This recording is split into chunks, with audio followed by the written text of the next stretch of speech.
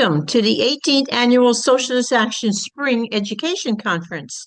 We acknowledge that this event takes place on the unceded territories of the Mississaugas of the New Credit and Haudenosaunee people, and on the indigenous lands of Turtle Island. We join in the fight for justice, recognizing that there can be no real reconciliation without restitution. That entails seizing the assets of the big resource corporations and returning them to the commons. Around the world, millions of workers are demanding proper health care, a living wage for all, affordable housing, an end to the Zionist genocide against Palestinians in Gaza and the West Bank, and an end to the inter-imperialist war in Ukraine, an end to the trade wars, and a halt to the destruction of the environment. My name is Elizabeth Weiss. I'm a retired member of the Canadian Union of Postal Workers, federal treasurer of the NDP Socialist Caucus, a leading member of Socialist Action, and your host for today. This year marks the 31st anniversary of the founding of Socialist Action in the Canadian state. This education conference features speakers from across Canada, from Britain, the USA, and Mexico, and we also have guests online today from Italy and from Germany. I hope you enjoy it.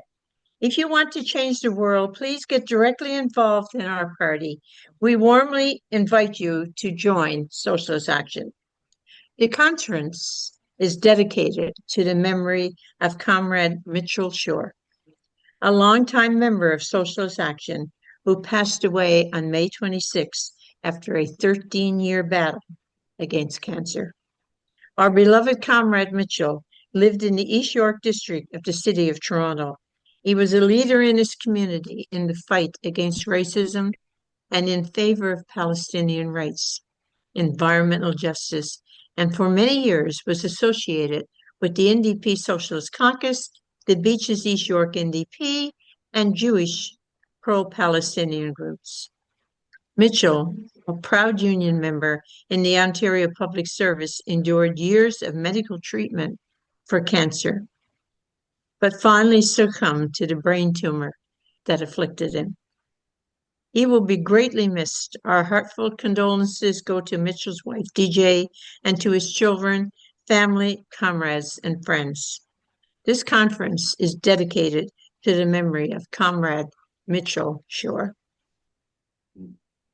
Sisters and brothers, comrades and friends, once again, welcome to the 18th Socialist Action Spring Education Conference with a live audience across Turtle Island, plus those who will see the video recording of this event on the Socialist Action YouTube channel. Our agenda consists of the following sessions. This one, of course, Trade Wars, Class War. At 4 p.m., Imperialism, Marx Value Theory, and Artificial Intelligence. And at 7 p.m., Organizing for Radical Change in Canada. Now, we are honored to begin this conference with the poetry of renowned artists George Elliot Clarke and Giovanna Riccio. They are beloved friends of Socialist Action. Today, they come to us all the way from Italy, where they are traveling. So welcome, George and Giovanna. Thank you so much, Elizabeth. We're so happy to be part of this. And like I said at the beginning, we applaud all your actions and efforts to keep these important topics of justice and working class justice and general justice of redistribution of wealth in our society and the ownership of the means of production on behalf of the workers. So as a salute to the workers, I'm going to read a poem from my book, Strong Bread. And this is a poem called Night Shift. It's for the women who clean buildings at night. And as a representative of all the invisible workers, especially, I mean, most workers are invisible in terms of the work they do. They are hidden away, and there's a kind of magic that happens in the production of things appearing, and our disconnection from the hard work and source of a lot of the things that our everyday lives depend upon. But cleaning women, to me, who clean the hotels, who clean office buildings, are especially invisible because they work at night and nobody sees them. And in the morning, your office building, your hotel room, whatever, is magically pristine. And this is my poem called Night Shift. Dressed in work, dragging 1,001 nights of cleaning into the office tower, Maria rides the elevator to the 12th story. In a dusky voice, she sings fado to lonely name tags and fluorescent light flattened against windows that stay up all night. Maneuvering around walnut veneered islands, she sweeps out questions caught in corners, hears the crumpled paper's muffled gasp, dumps stray wishes and haphazard shreds into bins as deep as longing.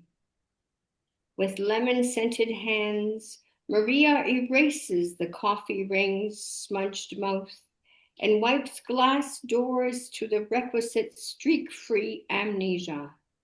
In every mirror, she leaves a fresh face. On the bus ride home, Maria's head keels against the window. Night gives way, morning light pushes up against her. Thank you. Thank you, comrade. And here's So George. now we will hear from George. Thanks very much. And I want to say congratulations to everybody for all the work that you are doing of education and organizing on behalf of all workers everywhere. And I'm going to be reciting a poem that was written 10 years ago out of an incident that happened in Ottawa as I was exiting the Chateau Laurier hotel with my daughter and her mom. And it happened to be Christmas Day. And before I read the poem, I just want to say how privileged I am to share the art of poetry with Giovanna Riccio, who you just heard from.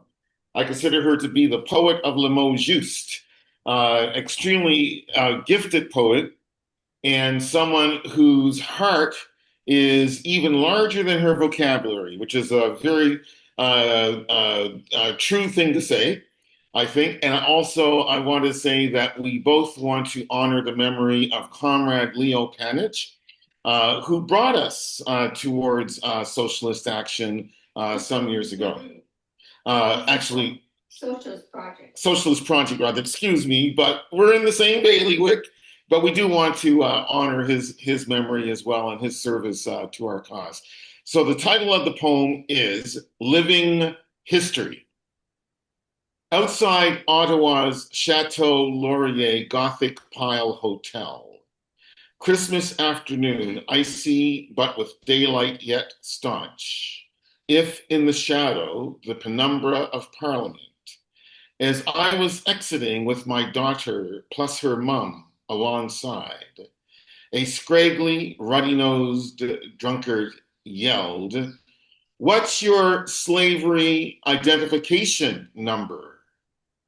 Close enough I was to my citizen comrade to spy white foam spittle slather his lips as his kiting words took vampire bites out of the wind, and the festive light, the shed leaf tree striptease light, teetered suddenly as if cliff-edged, though I laughed in ashamed surprise and hurled this riposte.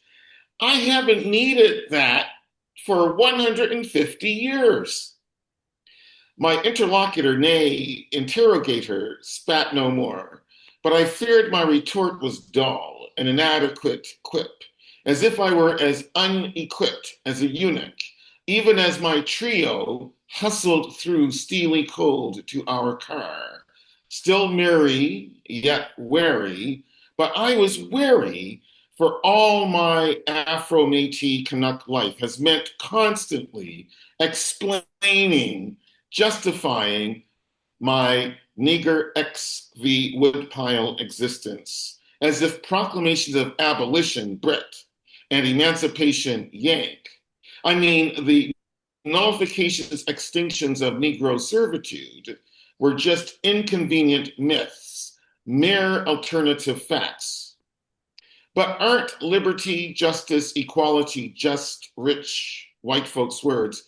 Ain't it a gross error for a poor or black plebe or prole to think that doled out dictionaries don't discriminate? I had to muse, no amusement possible, that my rejoinder to my ruddy, schnozzled, pitted-visaged compatriot, overheard by the cynical greenness of pine and spruce, was as silly an act as spitting at a viper, for his question, so deliberately impertinent and accidentally pertinent, has been as recurrent for me as a cold. When have I not had to justify my stricken off chains, not had to interpret the inquiry, where are you from, as anything but an abrupt cancellation of my citizenship?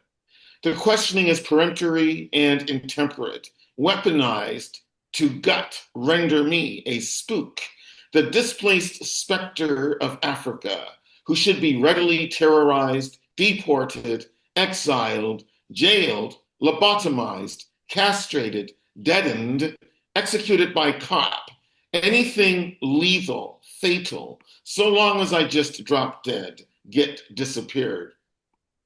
When I viewed that disreputable face, the piranha mouth like barbed wire, and audited the spite, animus of this spawn of probably poisonous white-bread parents, glimpsed incisors that could tear open my jugular, could I have assumed murky miasmic pleasure by puffing myself up as the jerk's big nigger nemesis, a Conradian, dark-hearted narcissist, and shouting back not a witticism, but a supposedly cataclysmic expletive, a line like fuck you, and Anglo-Saxonism about as satisfying as saliva, thus bogging myself down in his ruinous hallucination that I'm still a, and maybe his, runaway slave. Or could I, had I been swift enough, retaliated with fists, pitching knuckles against obscenity? How else to stifle the implicit questions? What's going on here? How are you free? But how must I indulge the unethical mythology, the archaic formula, the policed if elusive policy that brown-black people remain timeless slaves? Such is the grotesque subtlety of the mischievous interrogative, even if its framer is one more sumpter dolt, perhaps reeking of piss and ale and slobbered tobacco, yet nonetheless presuming the authority, the albino privilege, to cite me as a stray from a phantasmal slave quarter, a barracoon of anonymous dead, whose shackles remain as purposeful as Macbeth's spectral knives. Admittedly, I have no state laurels, no gilded halo to align me instantly with Apollo rather than apes. And so I'm re-enlisted as a slave on a stranger's whim, reversed to a primal status chattel, shrouded in lice, shit, putrefaction, subject to whippings, brandings, rape.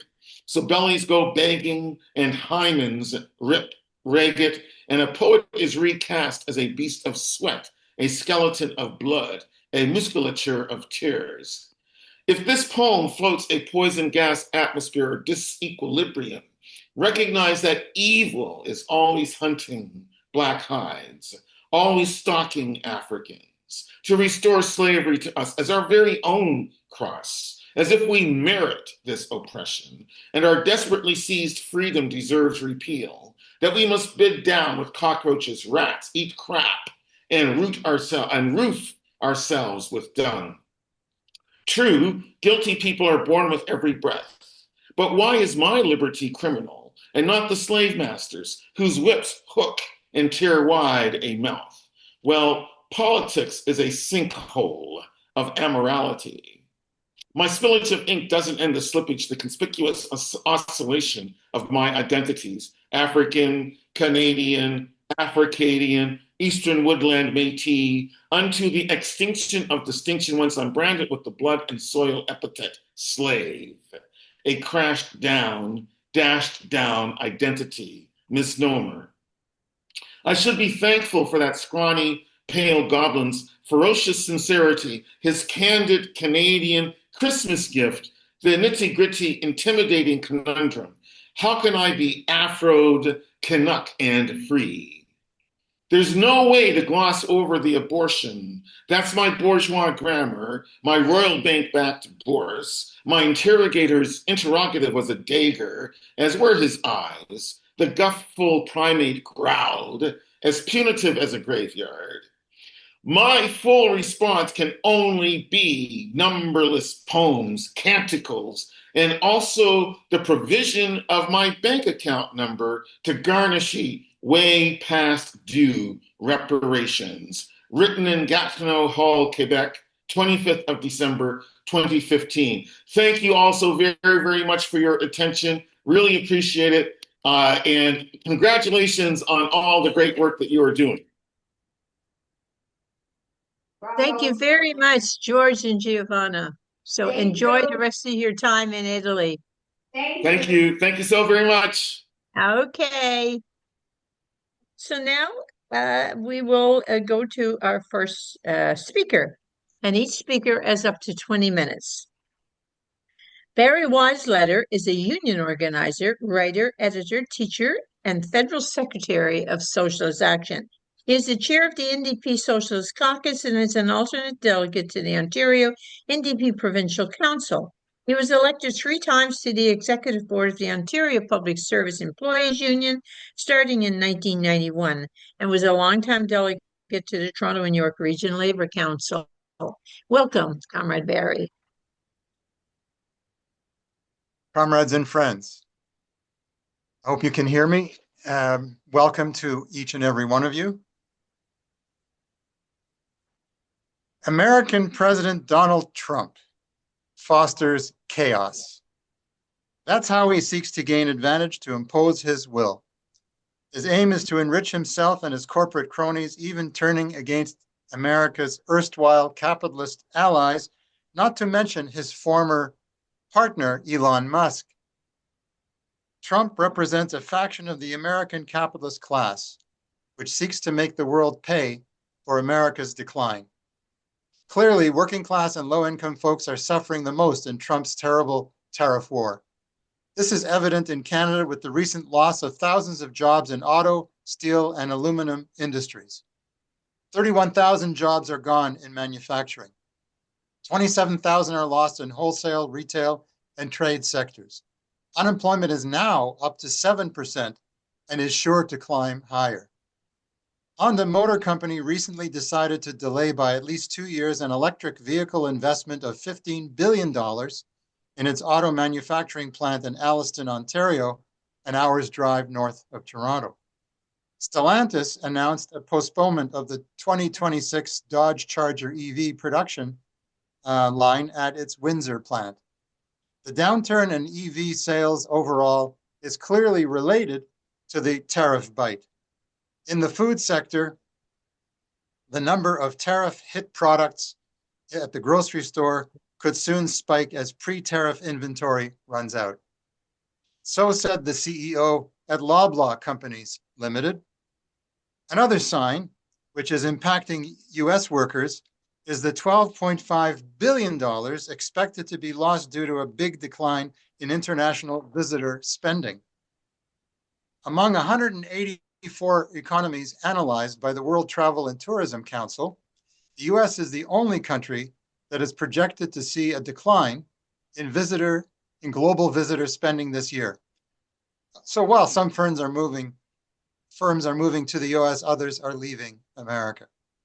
The trade war is also used as a convenient excuse. It's an excuse to dump environmental protection and to trample the rights of Indigenous people.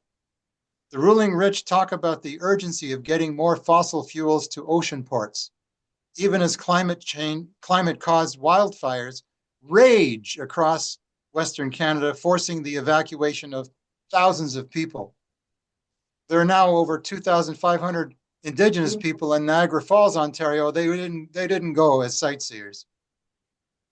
Bill 5, now adopted in Ontario, allows the province to create special economic zones that are exempt from laws that require consultation and environmental assessment. Bill 5 threatens the existence of the Endangered Species Act.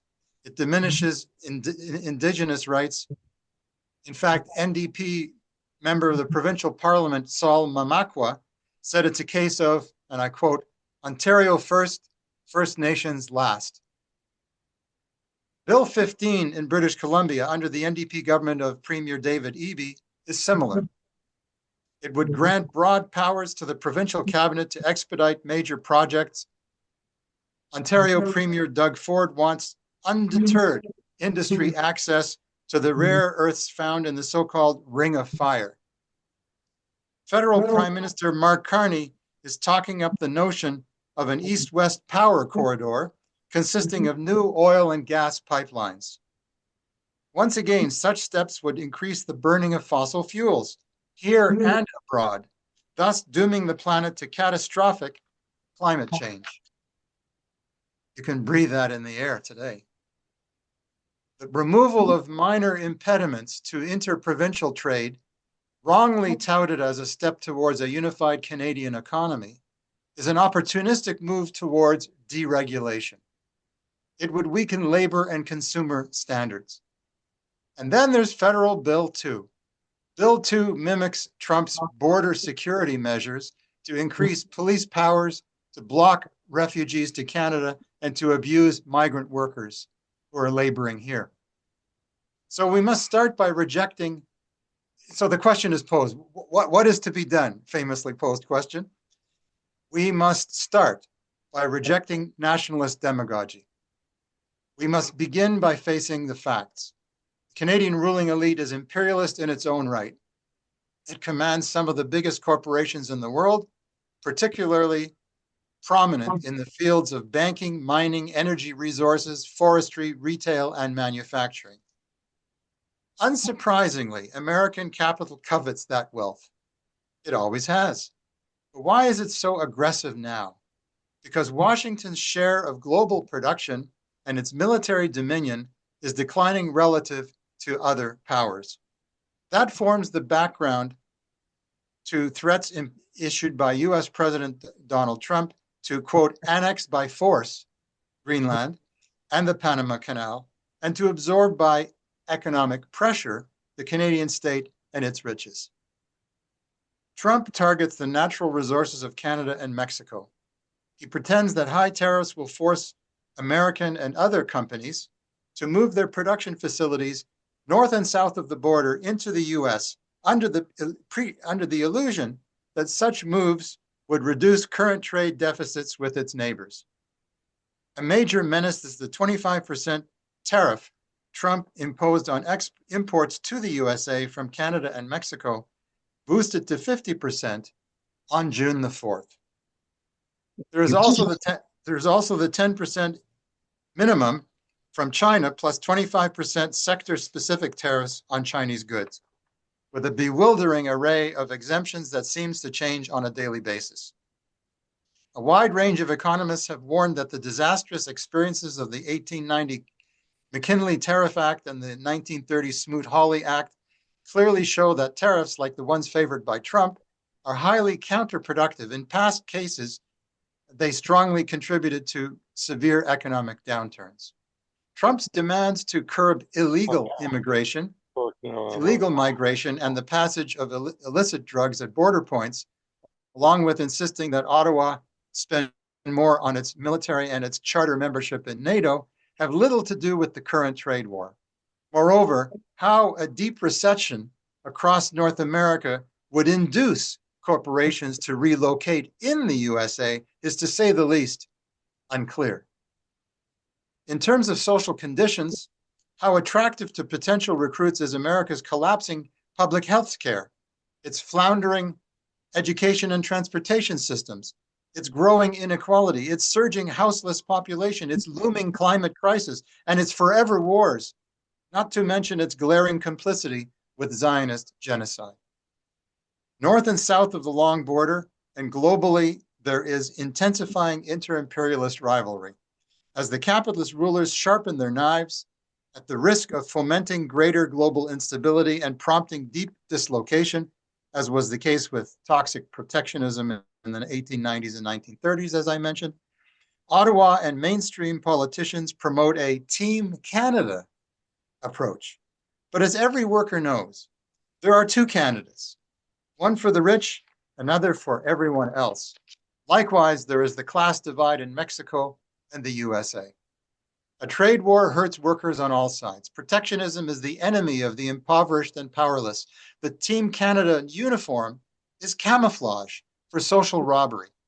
The alternative to Team Canada is Team Working Class. Its goal should be public ownership, money for jobs and justice, not for warfare and NATO. Mexico's President Claudia Sheinbaum was right to tell Trump to stop American arms manufacturers sending vast amounts of weapons that are used by drug lords in her country. The Canadian Labour Congress and the New Democratic Party, to which the CLC is affiliated, should be actively building an alliance with unions and popular movements in the USA and Mexico to resist trade war protectionism. Instead, CLC President B. Brusk is pushing for countervailing tariffs by Ottawa on steel and aluminum. This reflects a lack of confidence in workers to see and act in their own interests in class terms. Appeals to bourgeois nationalism are poisonous, as pernicious as Trump's MAGA propaganda. The basis for social progress is internationalism, not the so-called self-determination of colonial settler oppressor states. While revolutionary socialists in Canada, Mexico, and the USA constitute small parties, we must try to lead by example. If not now, then when?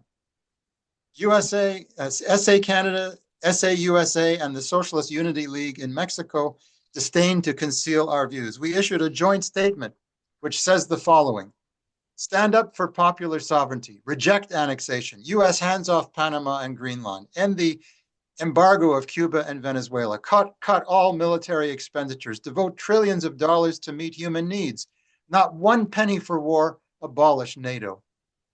Bolster the income of workers impacted by the trade war, make employment insurance more accessible and generous, raise the minimum wage to Canadian $25 an hour and US $17 an hour. In Mexico, labor unions and mass organizations should force the government to implement a schedule to increase wages in order to reduce the enormous gap with their working sisters and brothers in Canada and the United States.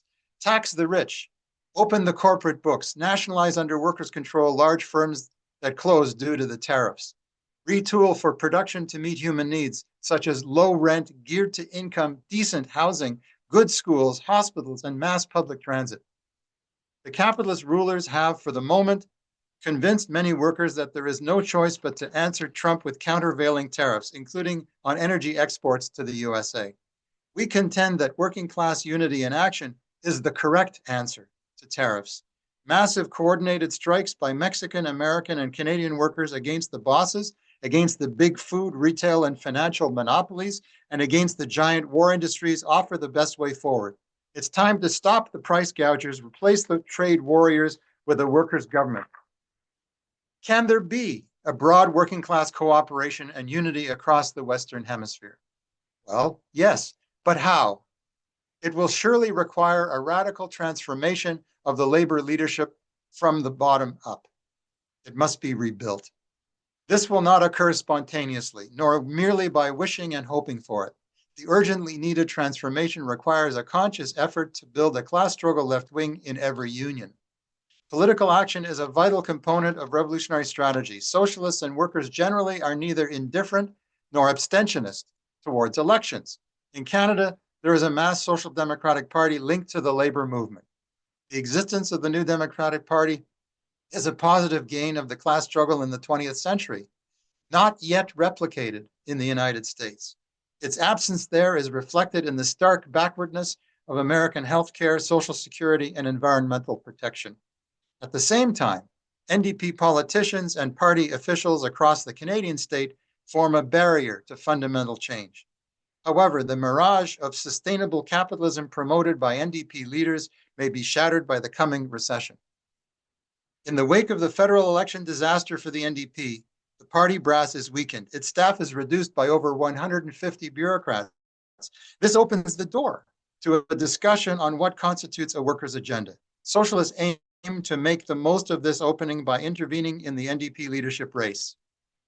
Socialist participation there can heighten the contradictions and boost the dialectical clash between the mass working class base and the bureaucratic misleaders. In the US, workers are, for the most part, politically disengaged. They too commonly are captives of the twin parties of Wall Street and the Pentagon. The construction of an independent fighting labor party is essential to social progress. In Mexico, illusions in left nationalism must be supplanted by socialist anti-imperialism.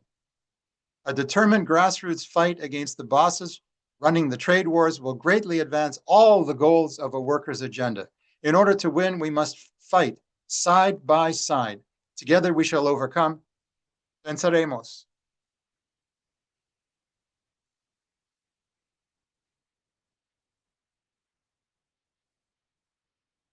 You're muted, Elizabeth. Sorry, folks. Our next speaker is Jeff Mackler. He's the National Secretary of Socialist Action USA. He was the Socialist Action candidate for U.S. President in 2016 and 2020. He is the Director of the Mobilization to Free Mumia Abu-Jamal, Northern California, was a National Steering Committee member of the campaign that successfully freed Julian Assange, and is an administrative committee member and co-founder of the United National Anti-War Coalition, better known as UNAC. Welcome, Comrade Jeff. You're muted, Jeff.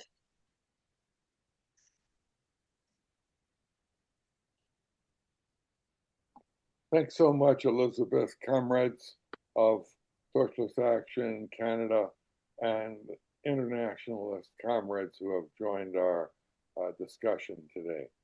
Good to see your faces and that you're still in the struggle to end capitalist rule. I think Barry provided an excellent framework for our discussion. He discusses a crisis-ridden capitalism worldwide that has no solutions other than to take it out, take their contradictions inherent in the system out on working people everywhere. War, racism, and poverty is the norm today for capitalism in the United States and everywhere else. I want to make a couple of points which you might consider humorous and in context. I am a young 85 years old, and my parents were in the Communist Party in the 1930s. My father was a garment worker, and he was in the Communist Party, which had a huge union presence at the time.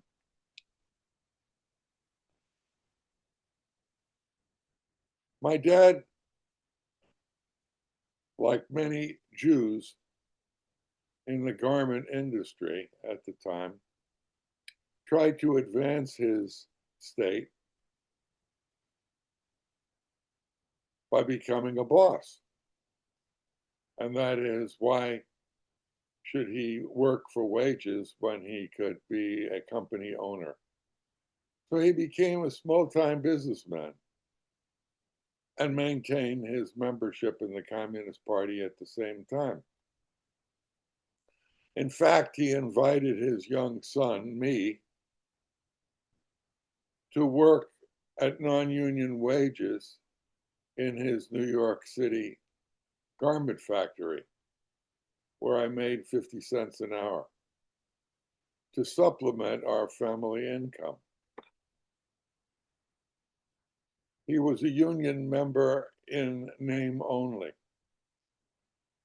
as was the case with most of the Stalinists, well-meaning in quotes, who flocked to the Garment Workers Union, which was overwhelmingly peopled by oppressed Jews.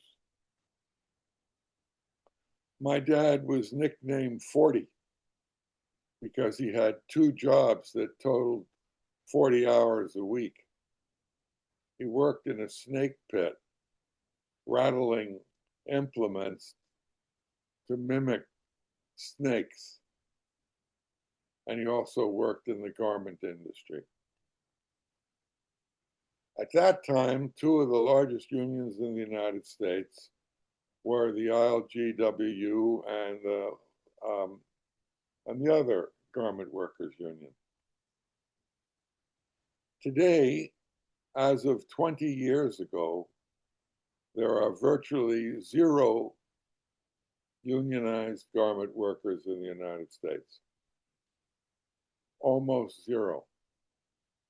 25 years ago, the United States government agreed to allow China to join the World Trade Organization on condition that China would present no barriers to US investment. At the time, the incentive for US capitalists was that the Chinese were employing teenage women in dormitory factories working 8-hour weeks at 6 cents an hour. That was a tremendous incentive to offshore American jobs and this was not only garment, it was every job. This was a tremendous profit-making incentive. And the Chinese accepted. They basically sold their workers for 6 cents an hour, or maybe 20 or 30 cents. Today, the Chinese legal minimum wage is something like $2 an hour, which is too much for American and world capitalists in some sectors. So they're shifting jobs to Vietnam, where they can have workers for a few cents more, or Indochina or Indonesia or any other country.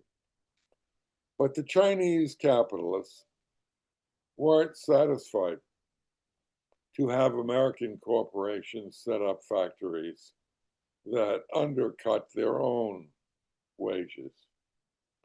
So they moved rather quickly to increase the technological capacity of Chinese factories. Today, from the most primitive factories 25 years ago, the Chinese run factories with state-of-the-art technology that competes effectively with American factories and factories everywhere in the world and still pays $2 or $2.50 an hour. Today, the United States and the Chinese capitalists are competing with each other over which products can be exempted from the tariffs. At one point, the United States and China imposed tariffs of 125 to 145% in order to increase the profits and decrease the competitiveness of their opponents. The United States now negotiates on a daily basis with thousands of products with the Chinese capitalist class to make, quote, deals in order to advance the profits of this or that corporation. The competition hits every single industry. The United States can't make cars, or the Chinese can't make cars because they lack certain minerals necessary for effective production. The same thing with rare earth shortages. China controls something like 80% of the rare earth metals on Earth. And they use that as a bargaining chip against American corporations. The New York Times had an article today that basically said that the Chinese and American economies are intimately connected. And that's the reason why they engaged in daily negotiations, rhetoric aside. Trump is posing his policies as reviving factory work in the United States. That factory work was significantly offshored to low-wage countries, with virtually no opposition from the trade union bureaucracy, other than to try to exact a few promises from the Democrats to perhaps increase wages. The World Trade Organization concessions to allow offshoring of American jobs have largely come to nothing because the capitalist class in both countries negotiate with each other to impose low wages. The New York Times discussed the wage situation just a day or so ago, pointing out that they have some options to counter the low wages in China, including near slave labor or zero labor of prisoners. The United States implies a huge portion of prisoners in low-wage jobs. The average prison wage in the United States, if they get anything, is 50 cents an hour. So why hire an immigrant for less than a minimum wage when you can have immigrant workers for zero or slave wages or whatever? That's the situation in the United States today. The lowest level of trade union organization ever, the lowest wage level ever, a corrupt and bankrupt trade union bureaucracy with perhaps no exceptions in any field, whether it be the auto workers union, the steel workers union. They all compete with each other for the lowest possible wages. For working people, we have to dig ourselves out of a very deep hole. The trade union movement has to be rebuilt from the ground floor up. It has to start with a rejection of the current trade union bureaucracy. It has to start with a total rejection of the concessions that the bureaucracy has imposed on the entire trade union movement. It's going to be a multiple situation, multiple tasks that face American workers.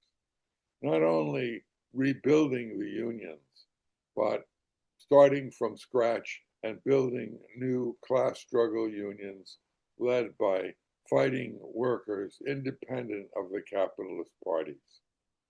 That is a class struggle left wing in the unions, plus a total revamping of the trade union movement, bringing into play fighting unions that have no connection with the past. That's our task today. It's not an enviable one because there isn't a single industry in the United States that has broken with class collaboration, that has broken with the Democrats and now with the Republican Party. The nature of US politics is despicable. You have today front page articles, literally today, in the New York Times discussing the current battle of Trump and Elon Musk, the world's richest man, who as of yesterday or the day before were part of the same government and part of the same apparatus that imposed massive layoffs and attacks on working people. And now they had a falling out. The world's richest man, whose income approaches $1 trillion, was accused in all kinds of sexual scandals. And when Trump pointed out the Musk responded by saying that they had the goods on Trump's whoring and other obnoxious, reactionary, backward, sexist behavior. These are the people who run the United States with the support of the bureaucracy and the Democratic Party. There is no lesser evil in US politics today. We don't have anything resembling a Canadian NDP. We have two openly right-wing, reactionary, sexist, racist, warmongering capitalist parties, headed by the likes of Trump and Musk and a whole layer of others, while the Democratic Party misleadership presides over Biden's genocidal war that slaughtered 60,000, Ralph Nader puts the figure at 100,000 Palestinians. U.S. orchestrates wars in 100+ countries, and the objective is maintaining the lowest possible wages, the most subordinate working class, and elimination of competing capitalists in every single industry. War is inherent in the capitalist system. It can't be ended without the abolition of the capitalist system. The same goes for every capitalist nation. They are inherently warmongers because it is necessary to preserve their capitalist wealth, property, and privilege. So socialist action is active in every social struggle, given our limited resources. We played a leading role in the struggle for civil liberties and democratic rights. We founded and play a leading role in the United National Anti-War Coalition that organizes independent mass actions in the street opposing all capitalist wars, all capitalist governments everywhere. We do have some differences, which we discuss and debate with our comrades in Canada and elsewhere in a calm, reasonable, democratic, and honest way. It'll be some time before we have mass united socialist parties, revolutionary socialist parties, but we strive to do that. We were recently expelled from the Fourth International, which we helped found in 1929. We were expelled because of our opposition to US imperialist wars around the world. We find the Fourth International leadership with reactionary positions on China and on other countries around the world, not to mention on Palestine and Ukraine. Our positions were considered intolerable and led to our expulsion with few democratic rights and not too much support. I can honestly say that we have no confidence in the Fourth International as a revolutionary socialist party. We were founders of that party. It needs to be rebuilt from the ground floor up based on working class independence, as opposed to many Fourth International sections that openly support counter-revolutionary parties that support capitalist parties, capitalist candidates in national elections. We're honored to be with you today. We see the comrades in Socialist Action Canada and Mexico and others here as the core to a construction of a new international, an international founded not on some new fancy principles, but on the historic program of working class independence, mass action, and class struggle politics in every country on earth. Thanks so much. My best, Jeff Mackler.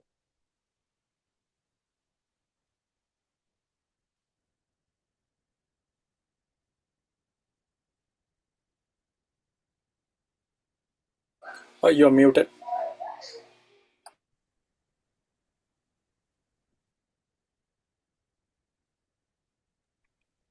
Yes, I'm sorry about that. I don't know what's happening, but something's going on with my computer. I don't mute myself.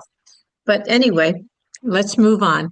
And what I was saying before we move on to our next speaker, I want to give a warm welcome to Comrade John McNulty, who has joined us online. John is from Northern Ireland. Welcome, John. Glad to have you here, comrade. So our next speaker is Jaime Gonzales. He has been a participant in the revolutionary movement in Mexico since 1968, when he was in high school. For more than 50 years, he has participated and played leading roles in a wide range of social movements. The student movement of 1968-1971, the industrial workers' protests and strikes in Ecatepec in the state of Mexico, the Solidarity Movement with the Zapatista Rebellion, the Indigenous Peoples Movement in the High Mazatec Sierra in the state of Oaxaca, and several others. He is one of the founders of LUS. Welcome, Comrade Jaime, sorry. Thank you. Thank you very much for presenting me.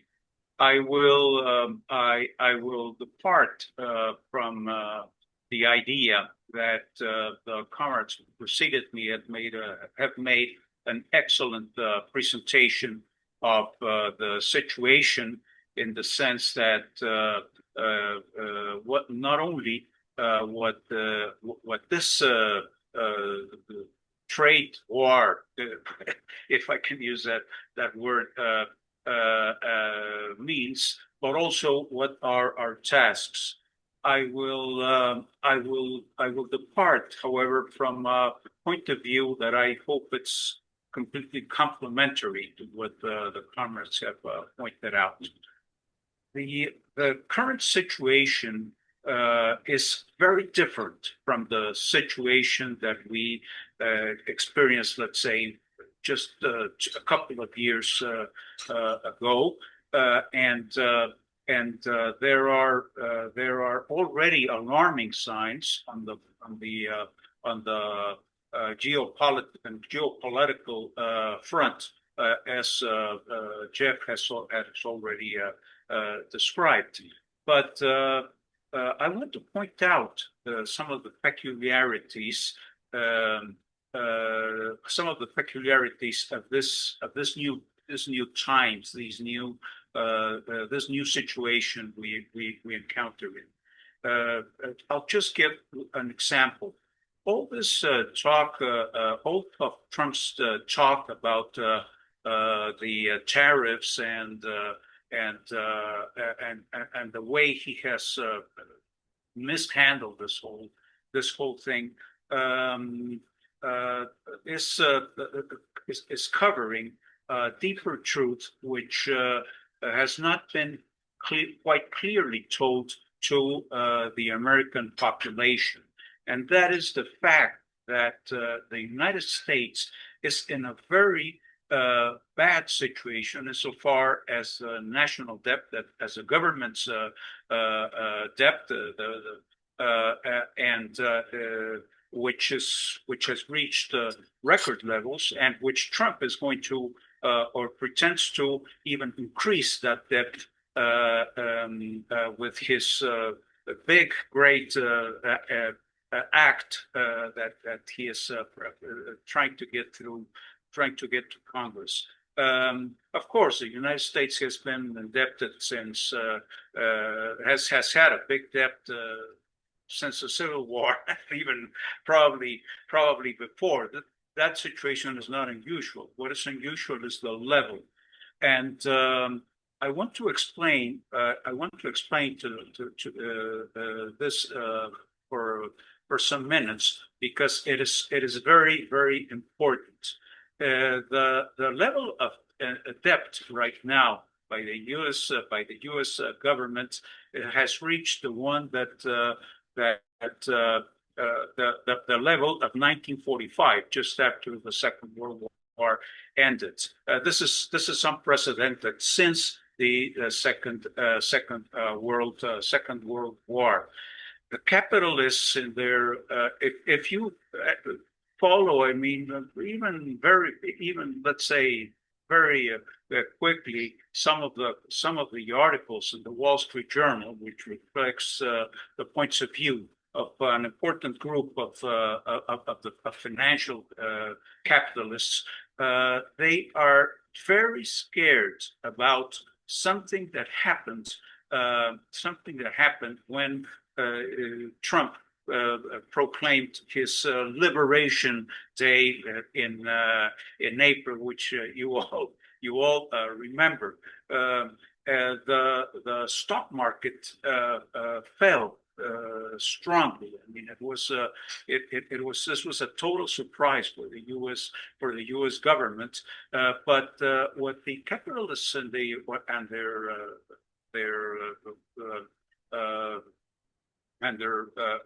their newspapers and their economists have pointed out among themselves or discreetly in their media that there was something much more scary than the fall of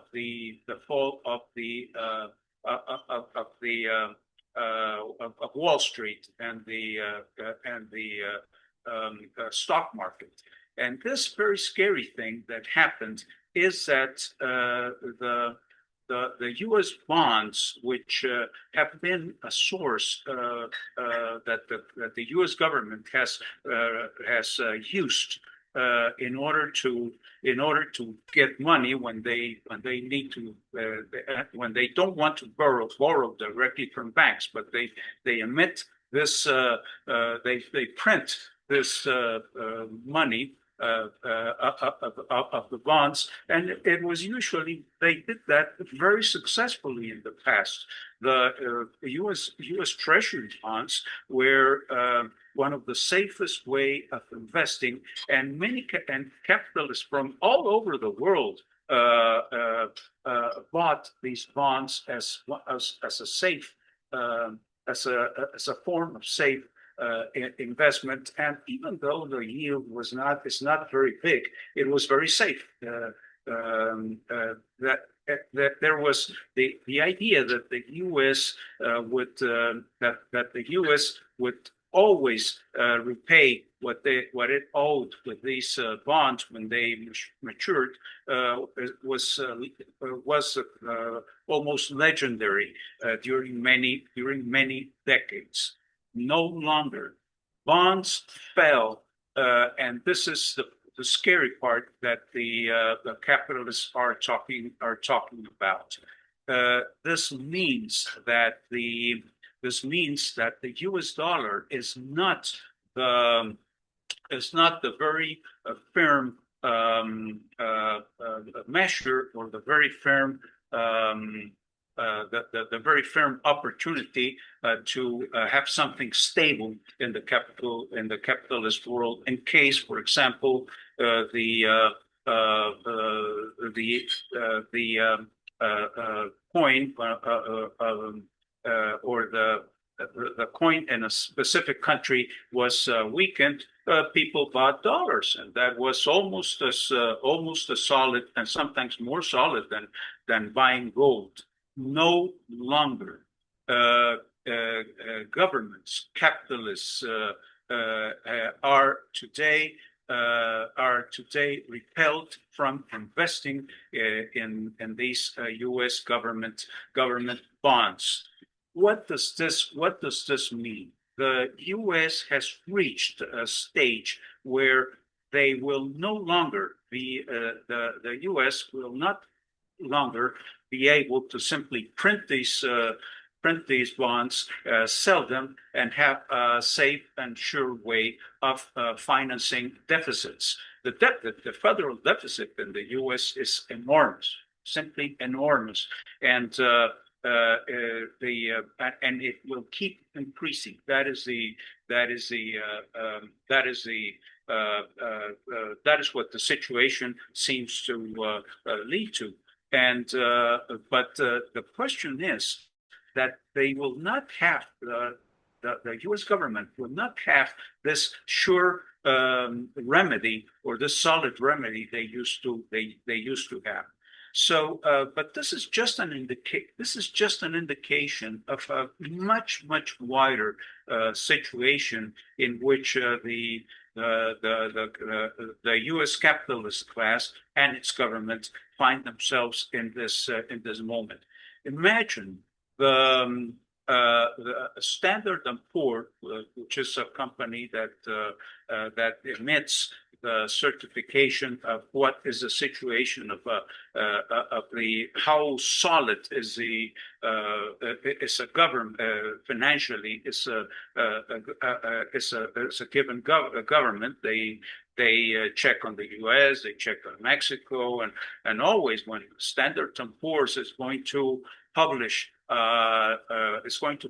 its results, its rating on a certain country. I mean, everybody just tries to be very attentive to it because many things, and among others, something so important as what is going to be the lending rate depend on reports like the one that Standard & Poor's, which is one of the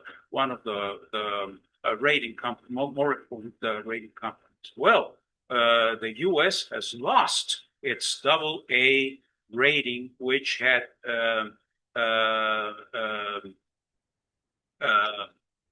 which has this which the U.S. had for many years. This is unprecedented.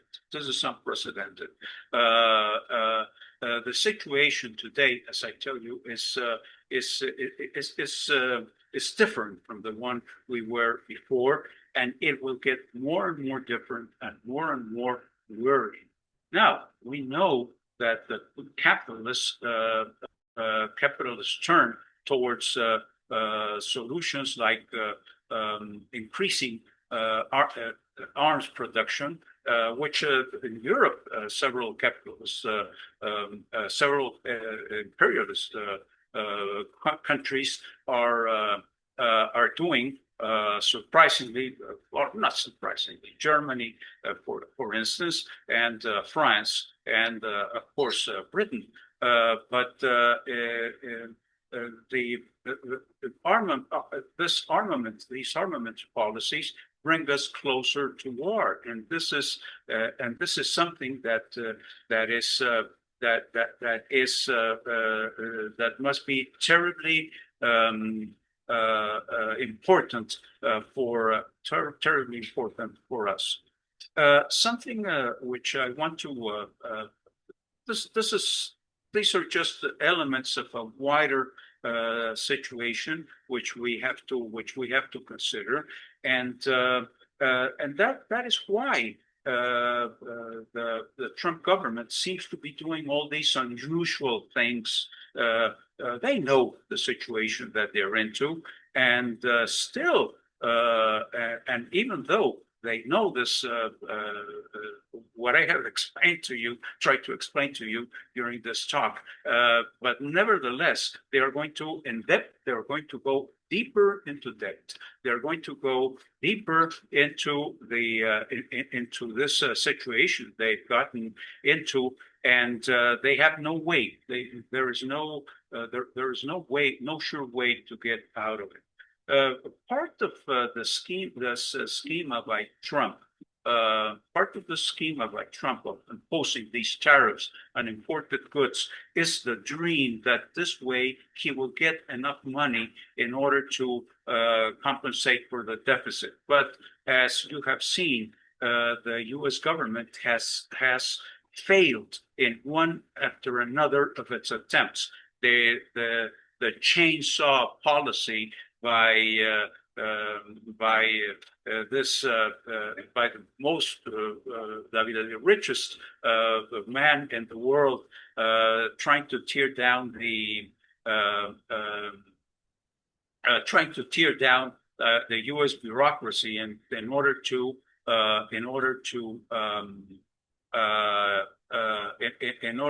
get some to save money by punishing very severely a part of the working class which works in the government. This has backfired. I don't know if you have read in the newspapers that right now the many government agencies are trying to get back many of the people that were fired by this dramatic policy that the U.S. government and its agency, this DOGE, DOGE, I suppose that's how they pronounce it, was putting forward. Right now, they're trying to reverse. The government, many government offices just simply stopped working. But that didn't work. They're trying to rehire people. And of course, it never reached the level to save the trillions of dollars that Musk had promised would be saved with this chainsaw policy. Same thing with and the same thing goes with his tariffs. I mean, it's been he has had to not only backtrack but make wild oscillations because trying these policies to get out of the I won't say desperate, but urgent situation which the U.S. government is and the U.S. capitalist class is facing financially. And these are times like these are very difficult to navigate. Very difficult to navigate for us. I'll give you something which you already know. Part of the working class, unfortunately, in the United States has supported the policy of the tariffs of imposing these import tariffs on steel, on aluminum, and whatever have you. But we have to be very patient. The working class will learn from its own experience. They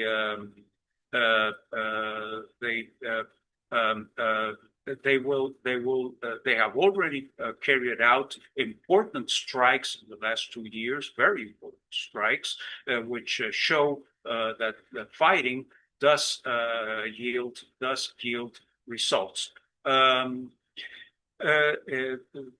Before I finish, I want to say yes. The points, the proposals that we have put forward in this statement, this public statement that the Socialist Action US, Socialist Action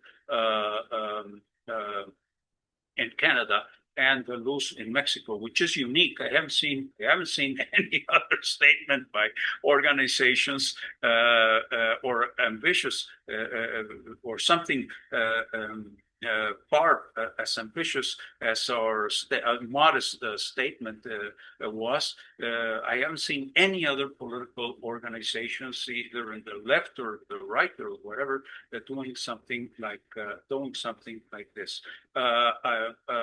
I think that Barry has pretty well synthesized what we tried to say there, and it contains important transitional demands that we can put forward, and that I think we have to hold on and defend in these difficult times. Right now, we might seem somewhat isolated, but if we hold on to our principles, if we hold on to our vision that only revolution will solve the tremendous crisis that capitalists have taken the world into, we in the not so long range, the points that we have raised, as for example, the demand that the Mexican government create a schedule accepts a schedule in order to try to close the gap, huge gap right now that exists between Canadian and U.S. wages compared to Mexico. We will succeed in the long run. One last thing. The most important weakness of this, how can I say this, all these crazy measures that have been adopted by Trump, is the fact that he wants to solve with administrative measures such as taxation a very deep problem that the U.S. imperialism is more and more incapable of competing with China. They will never solve a problem so deep as this competition, as the rise of China. They will never solve this powerful growth and success that China has had in the commercial world worldwide. They will never solve it through tariffs. I mean, this is something that transcends completely such silly or how can we say simplistic measures. So we have to continue our propaganda. Right now, that's what we can do, and we can propagandize our demands. We can propagandize our vision of a socialist world. We can propagandize what would be a revolution that would begin a transition away from capitalism and into a higher way of higher form of social organization. I want to insist, it's very important that we take into account that this is a different time. What's happening today, it's not, we cannot have the same mental frame, except obviously for our principles and most basic intellectual assets. But we must understand that we have to catch the very difficult situation which is developing, and as I have been saying, yes, we will win in the with time if we keep being loyal to these principles and these very basic assets that we have. Thank you very much.